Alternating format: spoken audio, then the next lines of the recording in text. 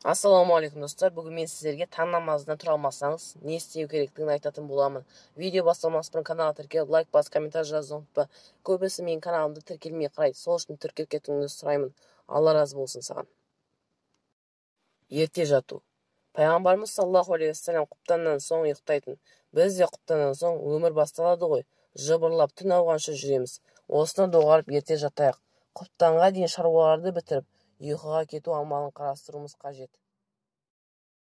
Ұйқы алдын телефон шұқыламау, экранның көк түсі ұйқыны қашырады екен. Абай болыңыз. Көзім жұмылғанша телефон ақтарып, адамдардың мен мұндалып шақырған чаттарын шыға алмай қаламыз. Алла алдына шақырған азанды естімей қалып жатқанымыз қаншама. Сол себеп адамдар күте тұрады. Кешкі 20:00-де соң чаттарды сөндіреміз. Ұйқы алдын 3 сағат бұрын тамақтану, содан соң ас ішпеу. Аш ұйқының сапасын арттырады. Ағзаны ұйқыға дайындап, ішкі құрылыс мүшелері жұмысын баялатуға мүмкіндік беріңіз. Сонымен қатар бөлмені желдетіп алу. Таза ауа, жақсы ұйқы кепілі.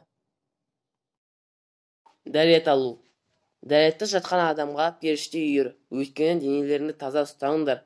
Алла сендерді тазартады. Түнде тазаланып, дәрет алып ұйықтаған пенденің басы қасынан бір періште айырылмай. Пенде бір жақ қырынан екінші жақ қырына ауысып жатқан сайын ол үшін жаратушыдан: «О Раббым, мына пенденің күнәсін кеш, шынында ол тазаланып ұйықтады» деп тілейді деген Алла елшісі. Сондықтан шайтан 3 түйін түймесін десеңіз, дәретті жатыңыз. Төсекке жатпас бұрын 3 рет төсекті бисмилля деп қағу. Сүннет амал. Әбу Хурайрадан: егер сендердің біреуің ұйқыға жатқыларың келсе, киімінің ішкі жағымен төсегін қағып сілкісін де бисмиллах деп айтсын.